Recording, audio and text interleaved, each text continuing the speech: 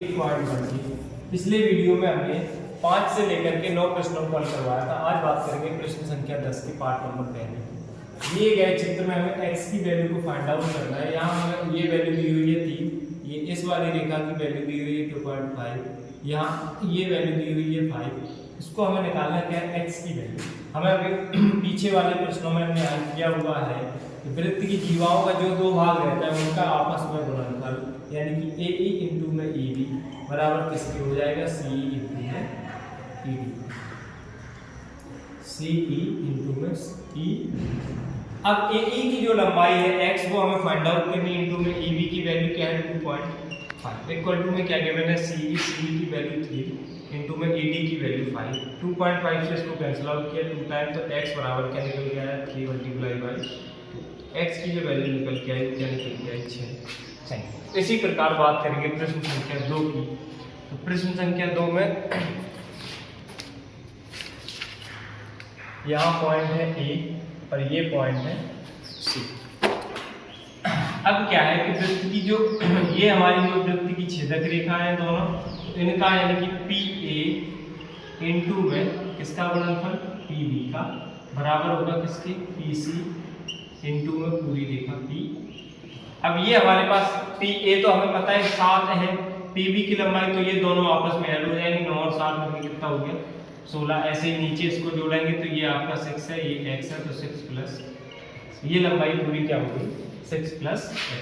PA क्या है 7 गुणा में PB की वैल्यू अभी हमने यहाँ देखा कि दोनों को ऐड करके कितना निकाला 16, तो ये हो गया 16 बराबर में PC की वैल्यू कितनी है 6 मल्टीप्लाइड बाई ब्रैकेट में 6 प्लस x। 16 सत्ते कितना हो गया 112 बराबर में 6 का अंदर मल्टीप्लाई कराएंगे तो 6 का 6 में 36 प्लस के 6x, यानी कि 6x बराबर 112 36 को इससे लिया है माइनस का, तो 6x बराबर कितना हो गया, इसमें से घटाया तो 36 42 ये हो गया 76, कितना हो गया x बराबर क्या आया 76 अपॉन 6 से 76 में भाग करेंगे तो 6 एकम 6 बचे कितना 1 6 6 दूनी 12 दशमलव लगाया 4 बचा 0 गुना 6 36 यहाँ 4 हुआ यानी कि 12.6, यानी कि इसको हम क्या लिख सकते हैं 12.66।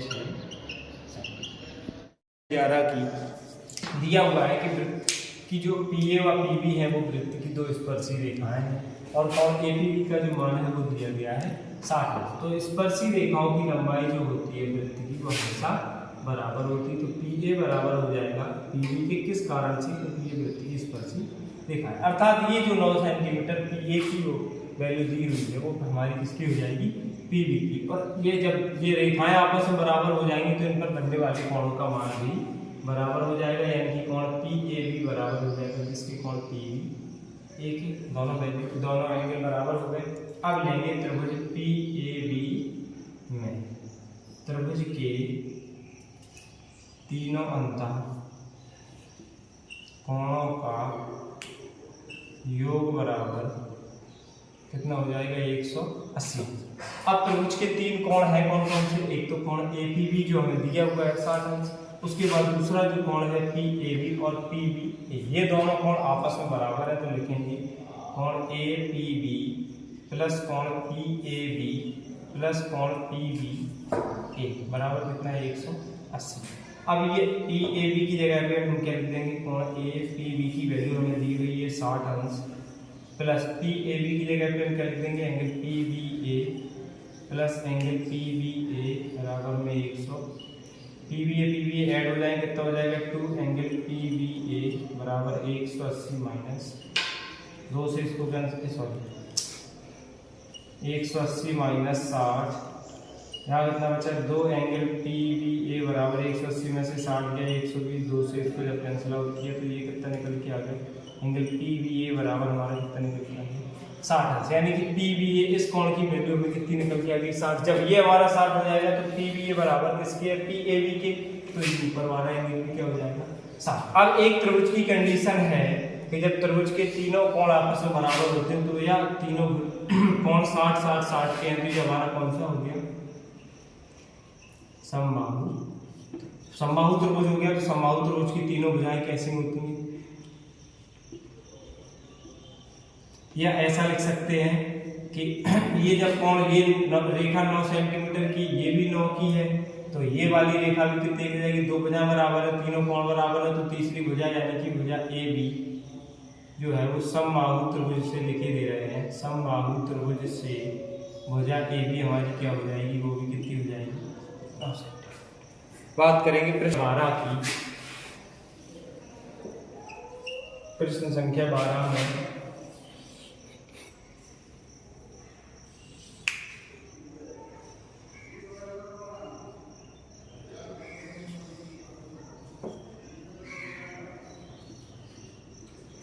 ये ओ पी यहाँ दिया हुआ है क्यू, पी क्यू की जो लंबाई है वो 4 सेंटीमीटर दी हुई है और कोण पी क्यू ओ बराबर हमें कितना दिया गया है 45 अंश। वृत्त की त्रिज्या यानी कि ओपी की लंबाई हमें ज्ञात करनी है, वृत्त की त्रिज्या ओपी की लंबाई क्या, पी क्यू यानी कि ये जो नीचे की भुजा है हमें 4 सेंटीमीटर दी हुई है, पी क्यू की लंबाई 4 सेंटीमीटर दी हुई है, त्रिज्या ओपी की लंबाई हमें निकालनी है, यानी कि बात करेंगे लंब और आधार की। तो त्रिकोणमितीय अनुपात में लंब और आधार किसके अंतर्गत आते हैं, tan थीटा की, क्योंकि tan थीटा बराबर क्या होता है, लंब बटे आधार। थीटा की वैल्यू कितनी दी हुई है 45 अंश, तो tan 45 बराबर लंब हमारा कितना हो गया ओपी बटे में आधार जो पी क्यू है उसकी वैल्यू कितनी दी हुई है 4 सेंटीमीटर, तो tan 45 की वैल्यू 1 बराबर में ओपी बटे में 4 सेंटीमीटर, तो ओपी बराबर जब इसका गुणा करवाएंगे तो 4 1 अर्थात वृत्त की जो त्रिज्या की लंबाई है वो भी आपकी कितनी हो जाएगी 4 सेंटीमीटर।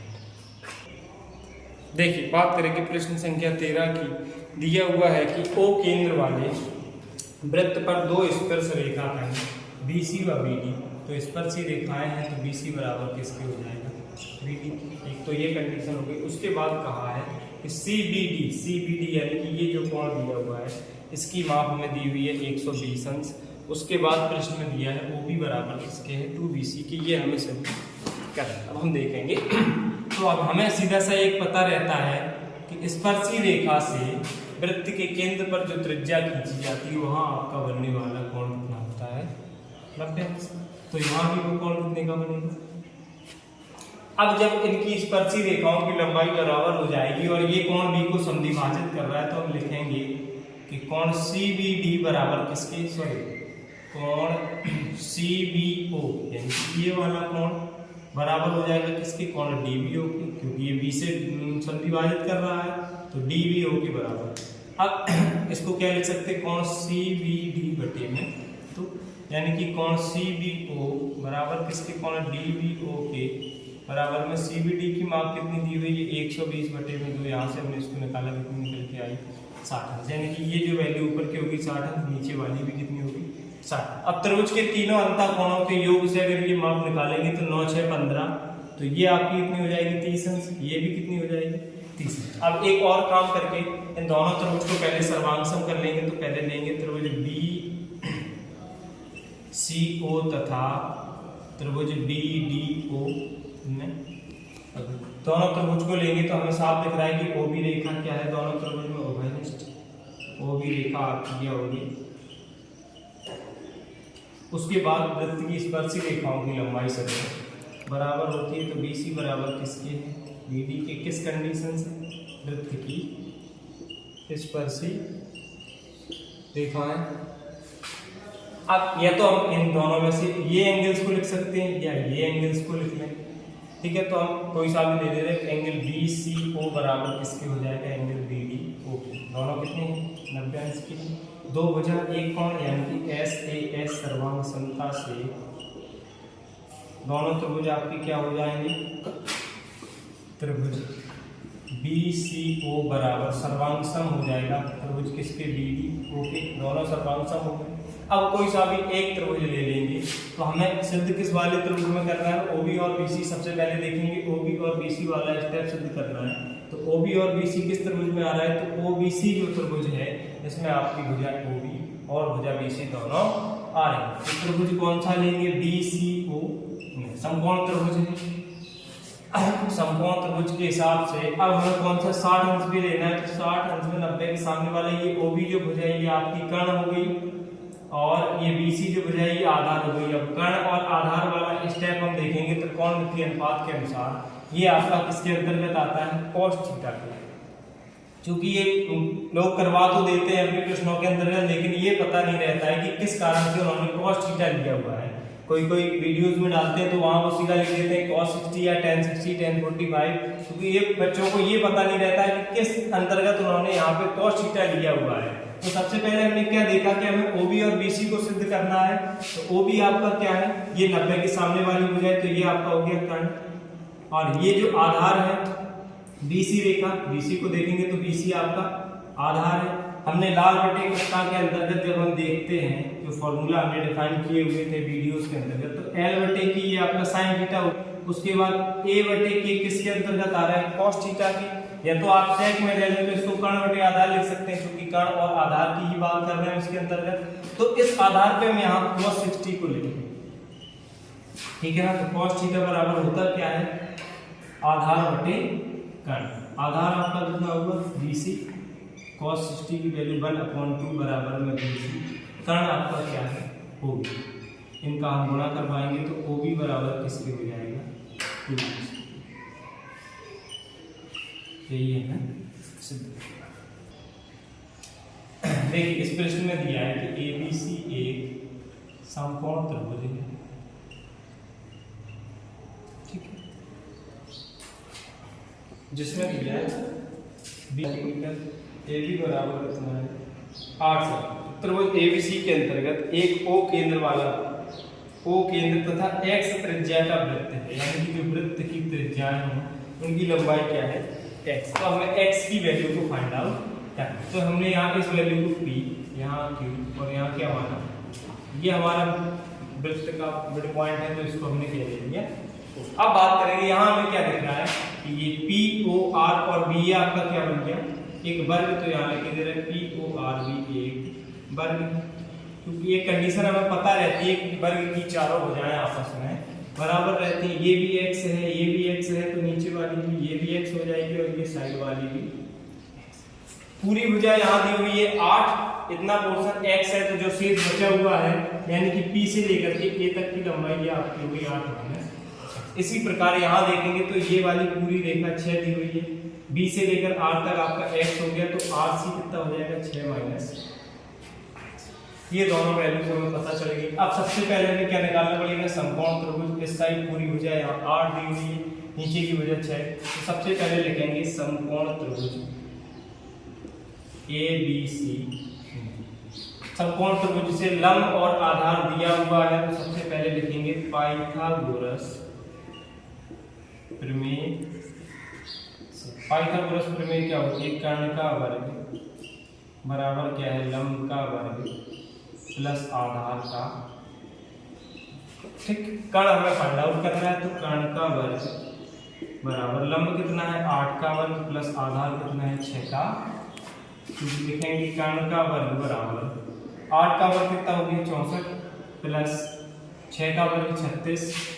इन दोनों को आपस में ऐड करेंगे तो कर्ण का वर्ग बराबर 64 और 36 में कितना हो गया 100, यानी कि कर्ण की जो वैल्यू निकल के आएगी वो √100 यानी कि 10। ये भुजा जो आपकी पूरी निकल के आई, इसकी माप कितनी निकली 10 सेंटीमीटर। अब बात करेंगे इस त्रिभुज की। हमने यहाँ से देखा AP से होते हुए O से Q तक, ये इतना पोर्शन अगर हम बंद कर लेंगे तो यहाँ हमारे पास क्या बचा AP और AQ। ये इस वृत्त की क्या होगी, स्पर्शी रेखा। अभी हमने पीछे पढ़ा हुआ था कि वृत्त की स्पर्शी रेखाओं की लंबाई हमेशा बराबर रहती है। अगर हम इन दोनों स्पर्शी रेखाओं को देखेंगे, A से लेकर के P पॉइंट तक जो यहाँ आगे स्पर्श कर रही है, और A से लेकर के Q तक, तो AP बराबर हो जाएगा किसके, AQ के किस कंडीशन से, स्पर्शी रेखा, ठीक है। इसके बाद यहाँ अगर देखेंगे इसको और इसको अगर बंद करते हैं तो यहाँ Q से लेकर C तक और R से लेकर के C तक ये भी इस वृत्त की स्पर्शी रेखा हो जाएगी, यानी कि RC बराबर हो जाएगा किसके, QC की। किस कंडीशन से, स्पर्शी रेखा। और स्पर्शी रेखाओं की लंबाई हमेशा बराबर रहती है। तो ये अगर 6 - x है तो ये भी आपकी कितनी हो जाएगी 6 - x, ठीक है ना। ये RC किसके बराबर है, QC के। तो RC क्योंकि हमें पता है कि 6 - x है, तो QC भी कितनी हो जाएगी 6 - x। यहाँ अपना कितना है 8 - x। तो जब ये दोनों बराबर है तो ये भी आपका कितना हो जाएगा 8 - x। ये इतना स्टेप 8 माइनस एक्स, इतना 6 माइनस एक्स, और पूरी लंबाई क्या है 10 सेंटीमीटर। अर्थात क्या लिखेंगे, AC बराबर लिख देंगे AQ प्लस के QC। AC को जो Q पॉइंट को बीच में है उसका पॉइंट तो AQ प्लस में QC। AC की लंबाई क्योंकि हमने यहाँ निकाली हुई है AC, हाँ ये AC की लंबाई कितनी है 10 सेंटीमीटर, बराबर AQ हमारा कितना है 8 माइनस एक्स प्लस QC आपका, सॉरी QC किसके बराबर है RC के, तो ये क्या हो गया हमारा 6 माइनस एक्स। तो यहाँ 10 बराबर में 8 से कितना हो गया 14, माइनस माइनस के x कितना हो गया 2x, माइनस का 2x इस साइड में है प्लस का 14, इसको देगा 10 को उस साइड माइनस का 2x बराबर में 4, 2 को कैंसिल आउट किया, x बराबर क्या निकला। अर्थात जो वृत्त की त्रिज्या हमें निकालनी हुई थी, x की जो माप हमें ज्ञात करनी थी, और x की जो वैल्यू निकल के आई वो क्या निकल के आई 2 सेंटीमीटर।